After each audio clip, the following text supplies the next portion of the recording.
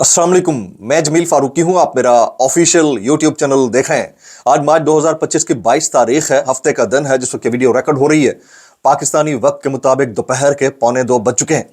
मेरी अंडरस्टैंडिंग में, मेरी नज़र में गुज़िश्ता 24 घंटों की 3 टॉप स्टोरीज हैं, 3 बड़ी खबरें, टॉप डेवलपमेंट्स हैं जो मैं आपके साथ शेयर करना चाहूँगा। सबसे पहली और बड़ी डेवलपमेंट का ताल्लुक अडियाला से है, जिसके मकीन यानी 25 करोड़ अवाम के मुर्शिद यानी कप्तान यानी कैदी नंबर 804 यानी इमरान खान के टाइगर्स के खिलाफ तो क्रैकडाउन जहां तक जारी था, अब मामला उसके नेक्स्ट लेवल पर चला गया है। अब उनके खानदान में मजीद लोगों को भी गिरफ्तार किया जा सकता है, उठाया जा सकता है। एक लावा है जो पक रहा है, फटने को तैयार है। इसकी तफसीलात क्या रहेंगी वो मैं शेयर करूंगा। क्वेटा यानी बलोचिस्तान इस वक्त तार तार है, लहू लहू है। जो कुछ बलोचिस्तान के अंदर गुज़िश्ता 1.5 हफ्ते के अंदर हुआ है, एक तो अफसोसनाक था ही था।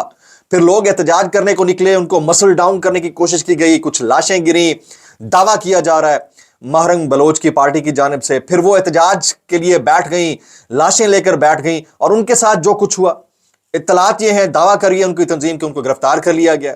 अब महरंग बलोच का कद आज से 1 महीना पहले जो था that was a domestic and local issue. लेकिन अब जो मामला है वो उससे जरा मुख्तलिफ है। ये अगर अरबाब इख्तियार को समझ नहीं आ रही तो उनको समझ लेने की जरूरत है। इसके ऊपर मैं डिटेल में बात करूंगा।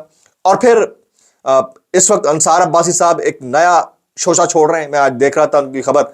वो कहते हैं कि पाकिस्तान तहरीक इंसाफ ने मुक्तदरिया यानी एस्टैब्लिशमेंट से जो मखासमत थी उसका खात्मा कर दिया और खुद से रब्ता कर रही है। उसकी डिटेल्स क्या है वो भी मैं शेयर करूंगा।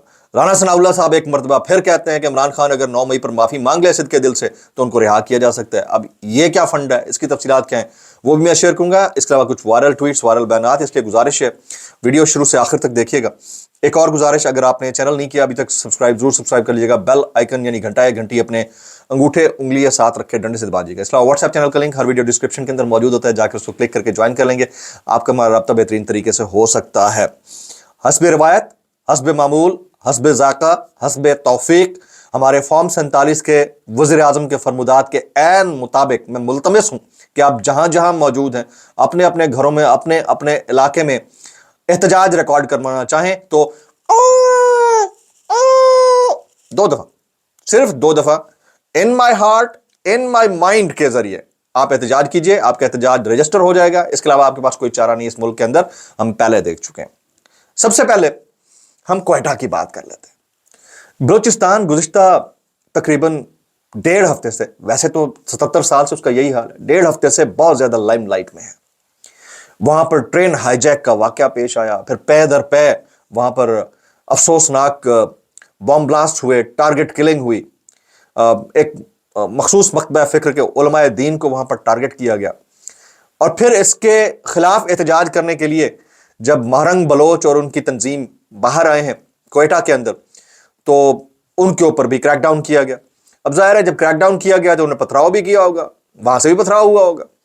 फिर उनका दावा है कि उनकी कुछ लाशें गिरी हैं, उन लाशों को लेकर वो बैठ गए।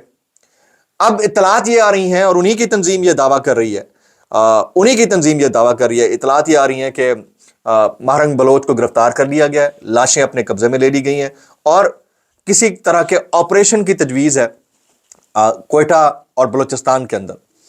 देखें, महरंग बलोच आज से 1 महीना पहले एक डोमेस्टिक एंड लोकल पर्सनैलिटी थी। वैसे तो एक फिगर थी और वह बलोच हुकूक के लिए खड़ी होने वाली शख्सियत है, खातून है, जुरतमंद खातून है। तो 62 शख्सियात में उनका नाम जरूर शामिल हो रहा था, लेकिन वो नोबेल पीस प्राइज के लिए नॉमिनेटेड नहीं थी। हमें थोड़ा सा जरा फर्क कर लेना चाहिए थे। एक ऐसी शख्सियत जो अब इंटरनेशनल कद रखती है, उसको गिरफ्तार करके हम क्या मैसेज दे रहे हैं, इंटरनेशनल इमेजेस क्या दे रहे हैं। फिर हर चीज का हल हम समझते हैं कि मसल डाउन कर देना ही होता है। दुनिया में बहुत सारे मामलात और मसाइल जो होते हैं वो टेबल्स के ऊपर डिस्कस होते हैं और टेबल्स के ऊपर डिस्कशन ही वाहिद हल है, लेकिन वो किसी को समझ नहीं आके दे रही। बतौर फेडरेशन हम इंटरनेशनली क्या इमेजेस दे रहे हैं हमें नहीं समझ में आ रहा। हम दुनिया को क्या दिखा रहे हैं कि हम ऑलरेडी एक अदद जंग के अंदर मुब्तला हैं और हम मजीद महाज अपने लिए खोल रहे हैं, ये किसी को समझ नहीं आ रही। इसके ऊपर बहुत सारे हमारे दोस्त कमेंट कर रहे हैं। जैसे मैं इमरान रियाज खान का पढ़ रहा था, वो कहते हैं, इमरान रियाज खान कहते हैं, मिलिट्री ऑपरेशन नामंजूर, मैं कई माह बलूचिस्तान और खैबर पख्तूनख्वा में रहा, हजारों लोगों से मुलाकातें हुई। पहली बार हर तबके पर जमात, हर शोबे और हर उम्र के अफराद ने किसी भी मिलिट्री ऑपरेशन की सख्त مخالفت کی ہے. لوگ اب آپریشن کو حل نہیں سمجھتے ہیں، آپریشن کو حل نہیں سمجھتے ہیں. اچھا، ماہ صیام چل رہا ہے، رمضان کا مہینہ ہے. ہمیں یہ سوچنا چاہیے کہ ایک آلریڈی ڈپرائیوڈ ٹیریٹری ہے دنیا میں، یہ امیجز یہی ہیں کہ وہاں پر لوگوں کو سہولیات مہیا نہیں ہے، وہاں پر گیس وہاں سے نکلتی ہے، لوگوں کو گیس نہیں ملتی، پانی کے چشمے ہیں، پراپر پانی نہیں ملتا، صحت کی پراپر سہولیات نہیں ہے. وہاں کے جو لیڈرز ہیں یہاں فیڈریشن میں آ کر عہدے انجوائے کرتے ہیں، لیکن وہاں کے لوگوں کو تعلیم کی بنیادی سہولیات نہیں ہے. اور پھر جو مسنگ پرسنز کا معاملہ ہے وہ ایک ڈیبیٹ ہے، اس کے اوپر اب لوگ حقوق کی جنگ لڑ رہے ہیں. جب لوگ حقوق کی جنگ لڑتے ہیں تو ہر وقت ایک ہی طرح کے حالات نہیں ہوتے. ایک ہم سے یعنی ایک تاریخی اور سنگین غلطی ہوئی مشرف دور کے اندر اکبر بگٹی صاحب کو مسل ڈاؤن کرنے کی، وہ افسوسناک تھا. اس کے بعد سے آج تک اس ڈینٹ کو ہم لوگ پورا نہیں کر سکے. شاید ہم اس طرح کے کسی اور حل کی جانب بڑھ رہے ہیں اور اس کے نتائج اور زیادہ خطرناک ہو سکتے ہیں، یہ کسی کو سمجھ میں نہیں آ رہا ہے. اطلاعات یہ ہے کہ ڈاکٹر مہرنگ بلوچ اور دیگر کو مبینہ طور پر گرفتار کر لیا گیا ہے. کریک ڈاؤن میں لاشیں بھی چھین لی گئی ہیں، خواتین اور بچوں پر حملہ کیا گیا.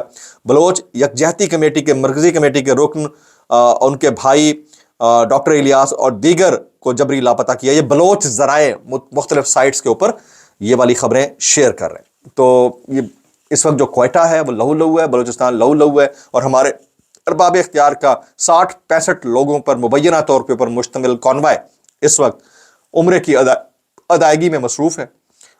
مدینہ منورہ اور مکہ مکرمہ میں موجود ہے، اور وہاں سے بھی ٹک ٹاک آنے میں کوئی کمی نہیں ہے، یعنی کہ سوشل میڈیا وہاں سے بھی ایکٹیو ہے. تو جو آپ کی عبادات ہوتی ہیں وہ آپ کا ذاتی اور پرسنل معاملہ ہوتا ہے. اس کو ریاکاری سمجھا جاتا ہے کہ جب آپ اس کی تشہیر کرتے ہیں، لیکن یہ چل رہا ہے. اب آ جاتے ہیں دوسرا میٹر، 25 کروڑ عوام کے مرشد یعنی کپتان یعنی قیدی نمبر 811 یعنی عمران خان کے ٹائیگرز کے خلاف کریک ڈاؤن نیکسٹ لیول پر جا چکا ہے. گزشتہ چند دن کے اندر متعدد لوگوں کو گرفتار کیا گیا. اب یہ بھی ایک نئی کہانی شروع ہو گئی ہے کہ 3 عدد جو اکاؤنٹس ہیں وہ پی ٹی آئی کے سے وابستہ پائے گئے عمران خان صاحب کے. تو بھائی وہ پی ٹی آئی سے وابستہ نہیں ہوں گے تو کیا ٹی ٹی پی سے وابستہ ہوں گے؟ پی ٹی آئی کے اکاؤنٹ ہیں، پی ٹی آئی کے ہی ہوں گے، خان صاحب کے ہی ہوں گے، خان صاحب سے وابستہ ہوں گے. پی ٹی آئی کے اکاؤنٹ خان صاحب سے وابستہ نہیں ہوں گے تو کیا بیت اللہ محسود کے خاندان سے وابستہ ہوں گے؟ تو مطلب یہ عقل تو کام کرتی نہیں ہے. لیکن بہرحال اب اطلاعات یہ ہیں کہ علیمہ خان صاحبہ کا نام آ رہا ہے. علیمہ خان صاحبہ کو کسی وقت بھی گرفتار کیا جا سکتا ہے، کیونکہ وہ اندر جب جاتی ہیں خان صاحب سے ملتی ہیں، پیغام باہر آ کر دیتی ہیں. اور میرے خیال میں اس وقت جتنا کنسرنڈ عمران خان صاحب کی زندگی، ان کی صحت، ان کے جیل میں ہونے کے حوالے سے ان کی بہنیں ہیں یا ان کی فیملی ہے، اتنا کنسرنڈ کوئی اور نہیں ہے. یہ میں اپنے دل پر ہاتھ رکھ کے آپ سے کہہ رہا ہوں، جتنا غم ان کی بہنوں کو، ان کی فیملی کو، شاید اتنا مرکزی قیادت میں سے کسی کو نہیں ہوگا. نجم سیٹھی صاحب نے بھی اس کی کنفرمیشن کی ہے کہ پی ٹی آئی آفیشیل اور عمران خان کا اکاؤنٹ خاموش کروانے کے لیے بھی علیمہ خان کی گرفتاری ہو سکتی ہے. جناب یہ بڑا امپورٹنٹ تھا جو میں آپ کے ساتھ شیئر کر رہا تھا کہ علیمہ خان صاحبہ اور ان کی باقی بہنیں اس وقت ریڈار کے اوپر ہیں. آج حیدر سعید کو عدالت میں لایا گیا. ان کے کیس کے اندر کیا ہوا وہ میں شیئر کرتا ہوں. پی ٹی آئی کارکن حیدر سعید کی جعفر ایکسپریس واقعے پر سوشل میڈیا پر اداروں کے خلاف پروپیگنڈا کیس میں درخواست ضمانت پر سماعت. یہ درخواست مجسٹریٹ سنیں گے، میں فائل مجسٹریٹ کے پاس بھجوا دیتا ہوں، وہی سنیں گے. جج افضل مجوکا، عدالت نے ملزم کے وکلا کو آگاہ کر دیا. یہ والا سین جو ہے آپ کو پتہ ہے کہ 3-4 دن چل گئے، اب سیٹرڈے سنڈے 2 دن اور گزر جائیں گے، پھر مجسٹریٹ صاحب مطلب ٹائم ایک چاہیے ہوتا ہے، وہ ٹائم ان کو مل گیا.